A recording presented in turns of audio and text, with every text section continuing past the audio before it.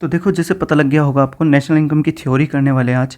और इससे पहले हमने पार्ट 1, पार्ट 2 और पार्ट 3 में हमने नेशनल इनकम के न्यूमेरिकल्स कर लिए हैं। और आज हम स्टार्ट करेंगे अपनी थ्योरी नेशनल इनकम की। तो सबसे पहले हम इसमें करने वाले हैं problem of double counting. Problem of double counting Hindi में बोलते हैं दोहरी गणना की समस्या। दोहरी गणना की समस्या। तो देखो, ये प्रॉब्लम ऑफ डबल काउंटिंग तब क्रिएट होती है, दोहरी गणना की समस्या, जब किसी एक प्रोडक्ट की वैल्यू को बार बार नेशनल इनकम में काउंट कर लिया जाता है। तो देखो, नेशनल इनकम का मतलब है हमारे देश में कितने प्रोडक्ट्स बने।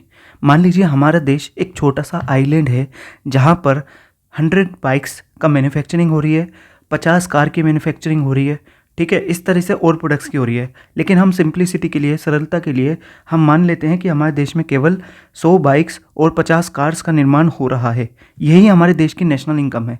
अब मान लीजिए किसी ने सेकेंड हैंड बाइक किसी और को बेची। अब इसको भी अगर नेशनल इनकम में काउंट कर लिया जाता है तो ये हो गया प्रॉब्लम ऑफ डबल काउंटिंग, मतलब 2 बार इसको कैलकुलेट हो जाना। तो इसी तरह से एक एग्जाम्पल और लेते हैं। मान लीजिए एक किसान गेहूं का उत्पादन करता है, गेहूं को उगाता है और 400 रुपये में, कितने रुपए में, 400 रुपये में उस गेहूं को एक मिल वाले को बेच देता है। अब मिल वाला क्या करता है, अपना जो उसको गेहूं मिले, अब मिल वाला उस गेहूं का आटा या मैदा बना के 600 रुपये में आगे बेकरी वाले को बेच देता है। अब वो बेकरी वाला उस मैदे का या आटे का ब्रेड बनाकर 800 रुपये में, 600 में लिया था मिल वाले से, उसका ब्रेड बना के 800 रुपये में एक शॉपकीपर को बेच देता है। अब वो शॉपकीपर उस ब्रेड के पैकेट को 900 रुपये का कस्टमर को बेचता है। तो देखो, इसमें हमने एग्जाम्पल देखा कि एक फार्मर ने वीट उगाया और 400 रुपये का आगे बेच दिया, और उसका आटा बनाया मिल ओनर ने और 600 रुपये का आगे बेच दिया बेकरी वाले को। बेकरी वाले ने उसका ब्रेड बनाया 800 रुपये का बेच दिया शॉपकीपर को, और शॉपकीपर ने उसे कस्टमर को बेच दिया 900 रुपये में। अब ये जो प्रोडक्ट्स बिके हैं, ये कितने कितने के बिके, ये बिके 400 प्लस 600 प्लस 800 प्लस 900। इस हिसाब से जो देश की जीडीपी है उसमें 2700 का ऐड होना चाहिए, है ना। बट अगर 2700 ऐड होता है नेशनल इनकम में, देश की घरेलू या फिर जीडीपी में, ग्रॉस डोमेस्टिक प्रोडक्ट में, तो ये तो हमारा जो आटा है 400 का, ये तो इसमें कई बार ऐड हो गया, इधर भी ऐड हो गया, इधर भी ऐड हो गया, इधर भी ऐड हो गया 400। तो ये तो लगभग इसमें डबल काउंटिंग हो गई कई बार प्रोडक्ट की, है ना। तो इसी को बोलते हैं हम problem of double counting, Hindi में बोलते हैं दोहरी गणना की समस्या। तो इसे कैसे ख़त्म किया जाता है, क्या इसका सॉल्यूशन है? तो इसके 2 सॉल्यूशन हैं हमारे पास। सॉल्यूशंस अगर हम देखें तो वी हैव 2 मेथड्स हैं हमारे पास इसको करने के। फर्स्ट, पहला है final output method, final output, और दूसरा है वैल्यू एडिट मेथड। हिंदी में अभी बताते हैं, वैल्यू एडिट मेथड। तो देखो, हमारे पास 2 सॉल्यूशंस हैं। पहला है फाइनल वैल्यू मेथड, या फिर और दूसरा है वैल्यू एडिट मेथड। हिंदी में है अंतिम मूल्य वृद्धि और मूल्य वृद्धि विधि। देखो, जैसा फाइनल वैल्यू मेथड में लिखा हुआ दिख रहा है, इसमें हम केवल फाइनल वैल्यू को ले लेते हैं। यानी हम इसमें नेशनल इनकम में जो वैल्यू या फिर जीडीपी एमपी में जो वैल्यू हम ऐड करेंगे वो होगी केवल फाइनल वैल्यू। ये 900 जो 900 रुपीज़ है, केवल यही देश की राष्ट्रीय आय में या जीडीपी एमपी में ऐड होगा। बाकी ये सब इंटरमीडिएट कंजम्पशन माने जाएंगे। क्या माने जाएंगे? इंटरमीडिएट कंजम्पशन, हिंदी में मध्यवर्ती उपभोग। अब ये मध्यवर्ती उपभोग क्या होता है, इंटरमीडिएट कंजम्पशन? तो आपने अगर पार्ट 1, 2, 3 देखा होगा तो पार्ट 2 में वैल्यू एडिट मेथड जो हमने किया, जिसमें हमने देखा था कि अगर हमें जीडीपी एमपी निकालना है तो हमें क्या करना होता था, वैल्यू ऑफ आउटपुट में से माइनस करना होता था इंटरमीडिएट कंजम्पशन। हिंदी में उत्पादन का मूल्य में से मध्यवर्ती उपभोग। तो देखो, हमने पहले भी ये डिस्कस किया है कि अगर कोई चीज़ हमें टेबल बनानी है। अगर आप टेबल बना रहे हो और आपने मान लो 400 रुपये की टेबल बनाई, लेकिन उसके लिए आपने 100 रुपये की लकड़ी खरीदी थी। इसका मतलब आपने केवल फाइनल वैल्यू जो वैल्यू एडिशन किया वो कितने का किया है, 300 रुपये का, क्योंकि उसमें रॉ मटेरियल कितने का खरीदा था, 100 रुपीज़ का। इसी तरह ये जो फाइनल वैल्यू बनी है 900 की, इसमें जो ये सामान है ये सब इंटरमीडिएट कंजम्पशन है, ये रॉ मटेरियल के रूप में हो गया ना। फाइनल वैल्यू तो केवल 900 रुपीज़ की है, तो एक मेथड तो हो गया फाइनल वैल्यू मेथड, ठीक। तो देखो दूसरा मेथड है वैल्यू एडिट मेथड।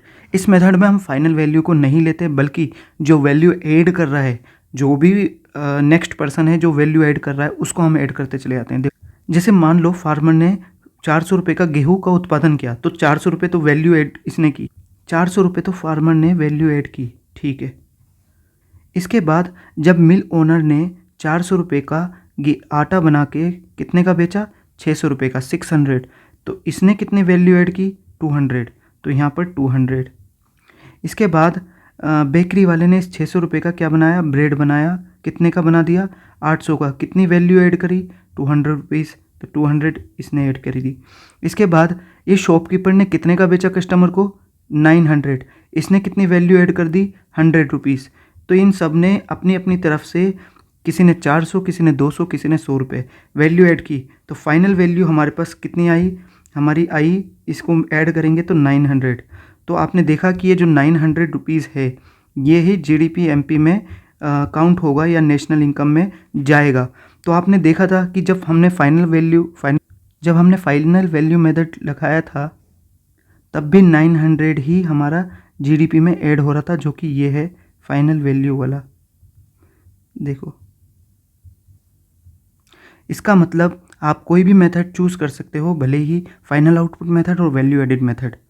अब बात आती है, अगर एग्ज़ाम में क्वेश्चन आ जाता है कि प्रॉब्लम ऑफ डबल काउंटिंग क्या है, इसके क्या सॉल्यूशंस हैं, तो इसे लिखेंगे कैसे। दो तरीके हैं कि या तो आप अपनी बुक जो है, जो भी आपके पास बुक है उसमें से रीड करो, या फिर जो नोट्स में दूंगा उसमें से देख सकते हैं, वरना आप अपने शब्दों में भी लिख सकते हैं। जैसे प्रॉब्लम ऑफ डबल काउंटिंग क्या है, हिंदी में अगर लिखें तो दोहरी गणना की समस्या वह समस्या है जिसमें किसी वस्तु के मूल्य को एक से अधिक बार गणना कर ली जाती है, या फिर इंग्लिश में बोलें तो it is A situation in which value of any product is counted more than one time और मोर देन वंस, और वी हैव 2 सॉल्यूशंस और वी हैव 2 मेथड्स। हमारे पास 2 विधि हैं इसको ठीक करने की।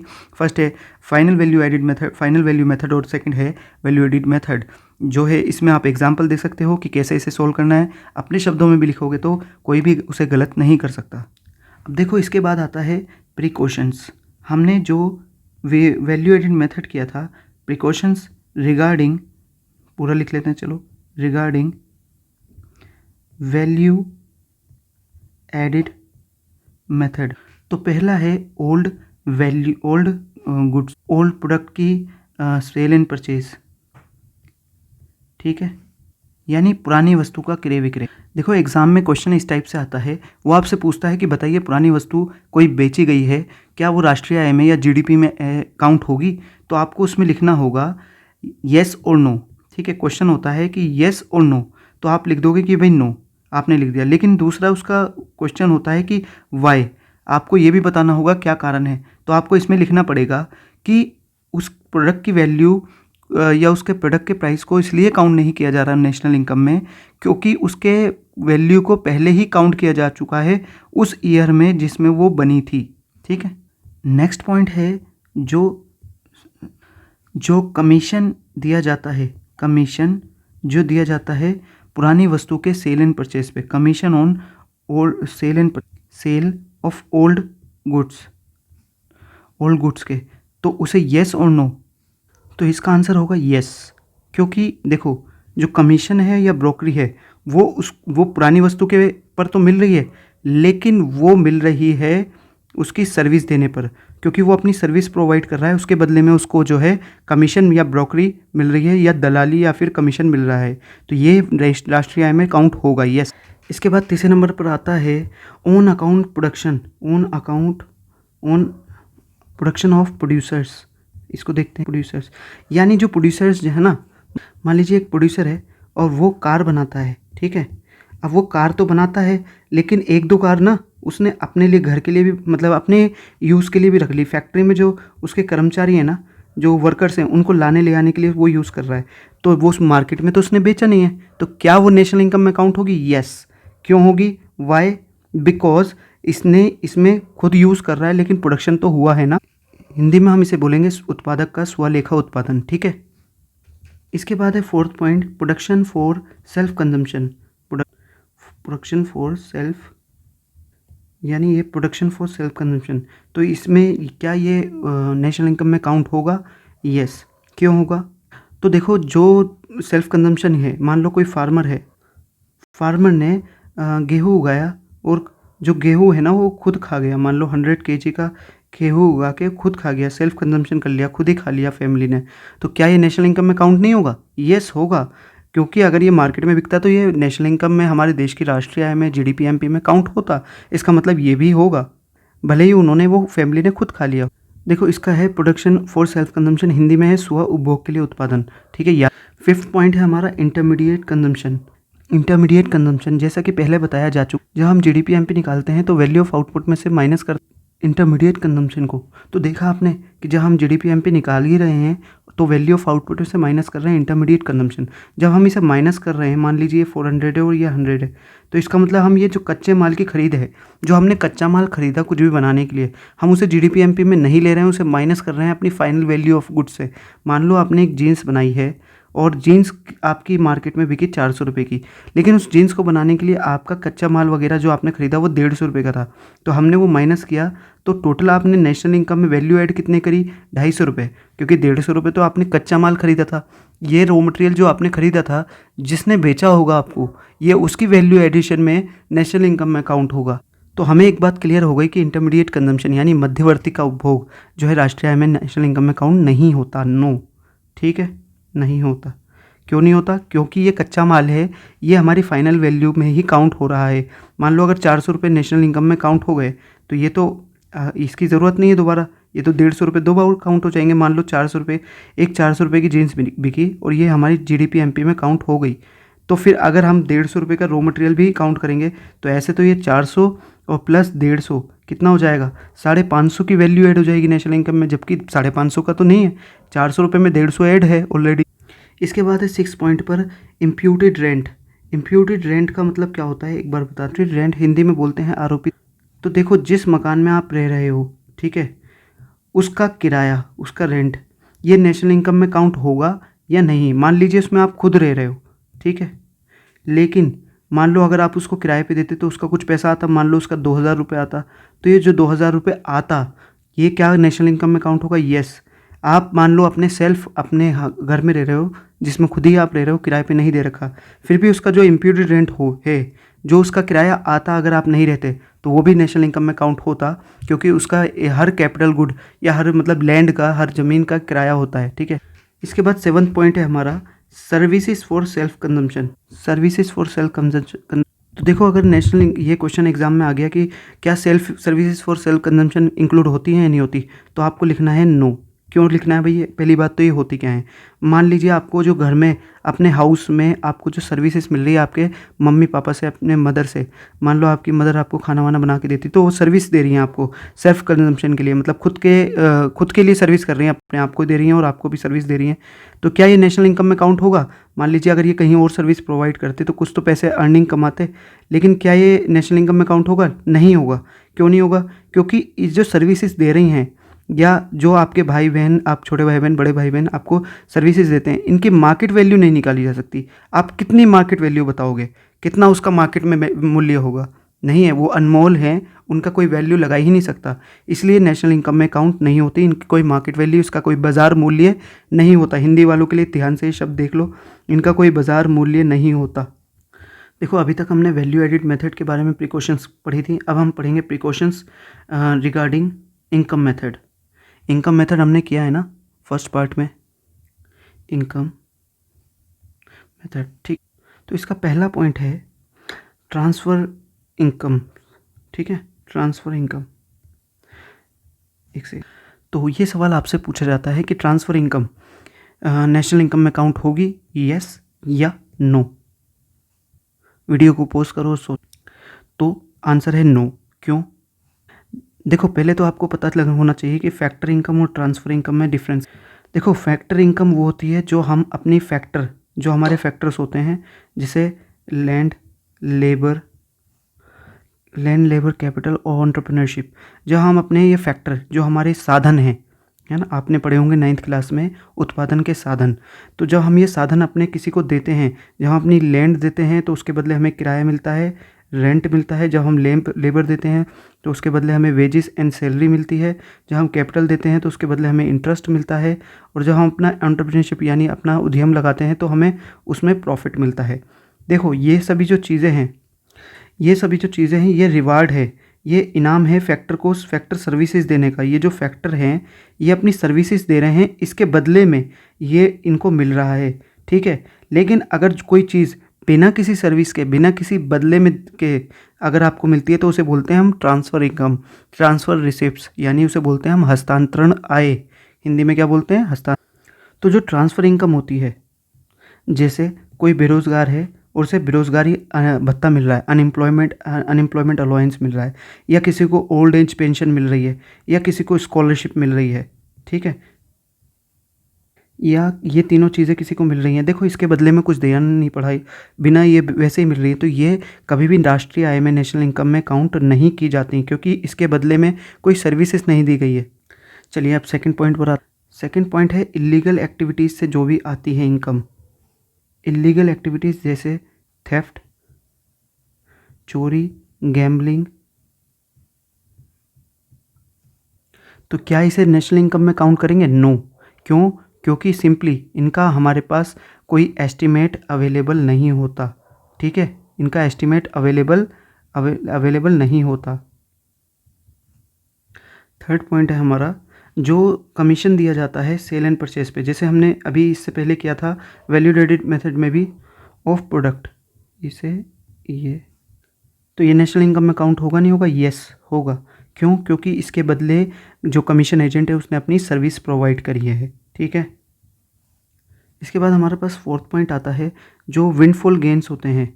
विंडफॉल अचानक लाभ जो होते हैं, लाइक लॉटरीज, हिंदी में बोलते हैं इसे अचानक आय, प्राप्त आय। तो क्या ये राष्ट्रीय आय में शामिल होगा? नो, ये नहीं होगा। क्यों नहीं होगा? क्योंकि इससे कोई वैल्यू एडिशन अपने देश में कुछ बना ही नहीं है।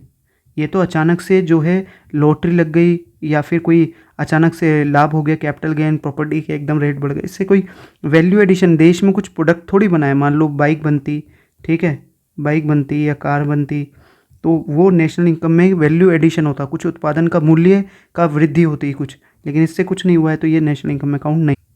तो देख लो इसमें, एक बार पॉज करके वीडियो पढ़ लो, इसमें लिख दिया है। तो फिफ्थ पॉइंट है इम्प्यूटेड रेंट, यानी आरोपित मूल्य, जिस घर में हम रह रहे हैं, आरोपित किराया, इम्प्यूटेड रेंट। जैसे पिछले वाले में किया था हमने कि अगर आप एक घर में रह रहे हो तो उसका जो किराया है, मान लो अगर उसे आप किराए पे देते, उसका 4,000 रुपये किराया तो आता। अब हालांकि आप खुद रह रहे हो, और वो जो लैंड है, तो लैंड जो है फैक्टर है, फैक्टर का रिवार्ड जो है रेंट है, यानी उसकी जो रिवार्ड है, उसका जो इनाम है, उसका क्या है, किराया है, रेंट उसका, तो वो नेशनल इनकम में काउंट होगा। यस, तो इसमें हम लिखेंगे यस, क्योंकि ये फैक्टर इनकम है। यस क्योंकि फैक्टर इनकम है, ठीक है। तो देखो 6 पॉइंट है, क्या इनकम टैक्स नेशनल इनकम में ऐड होगा? तो आंसर है नो। वाई?